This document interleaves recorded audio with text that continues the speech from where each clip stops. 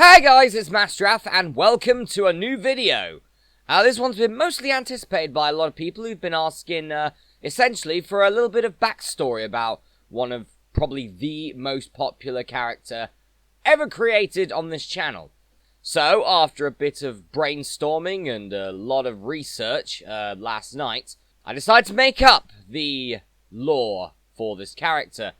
Not only, essentially, the lore of the character and essentially the backstory, but also to try and tie them in to the rest of the series. And, well, I may do it for some others at some point, but it's only best to start with everyone's favourite rookie movie producer. So, I am Masterath, and this is the lore of formerly Pete.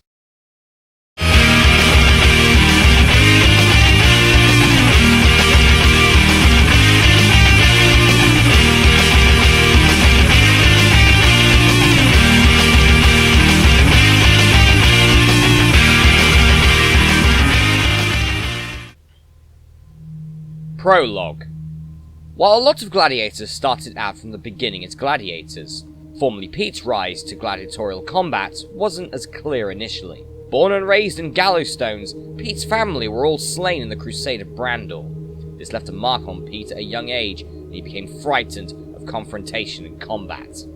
Pete was intelligent and wanted to help people rather than hurt, so he took up script writing. Pete was a wealth of fictional wisdom, and eventually found himself as a producer for a film of one of his own scripts. Unfortunately, he was working solo and found that even outside of combat, money is everything in this land. Pete needed actors, good ones. Pete was able to find a few actors who themselves were former gladiators and had a background of many tournament victories before retiring, maybe fearing that death was creeping up on them if they stayed at it. The actors were great at their craft, but commanded high prices for their services. Pete, looking for a quick way out for his project, looked towards a tournament at a local arena whose prize money would fund these services. The death of Pete. Pete entered this tournament with but a simple staff. Remembering what he heard about the atrocities in the Crusade, he didn't want to kill anyone, just to win the prize money.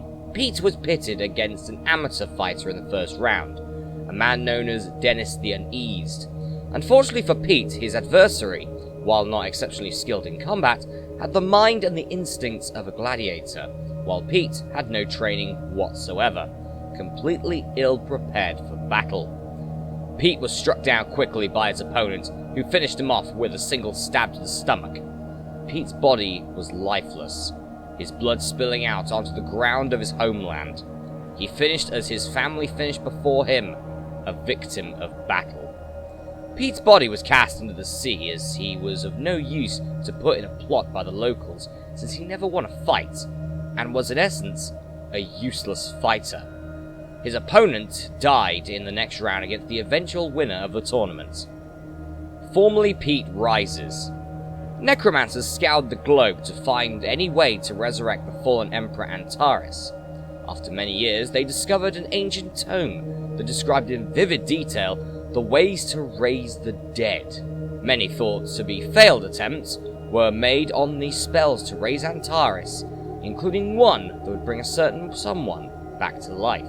One of these passages in the tome claimed that a way to raise the dead is to completely destroy the remains of one who has recently passed. This disruption in the decomposition process would give life to another. It was on this day that Pete's body washed up on the outskirts of Doomtrek. These necromancers, thinking of a quick fix, took this opportunity and used this body for the ritual.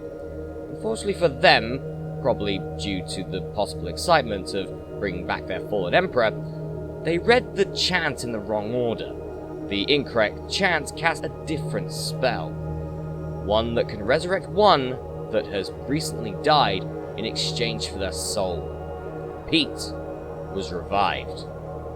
With his skin, flesh, and organs partially missing, his pale skin going red, and being haunted by a sense of vengeance and a thirst for blood, formerly Pete was reborn. During this resurrection, Pete was enhanced with the powers of alchemy and necromancy, absorbed into him during the ritual.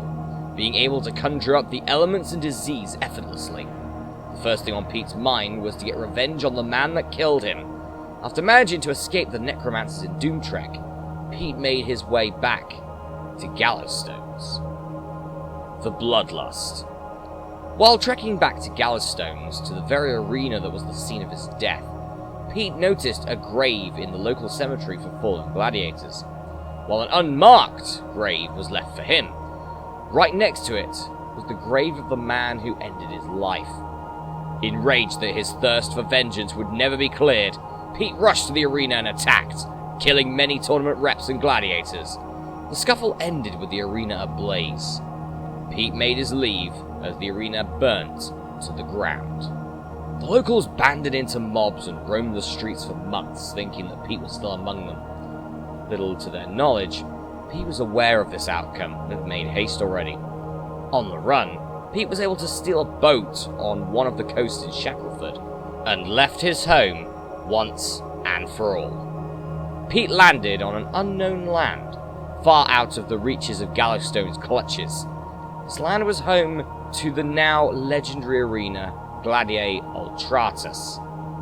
This is where the story that we know all too well begins.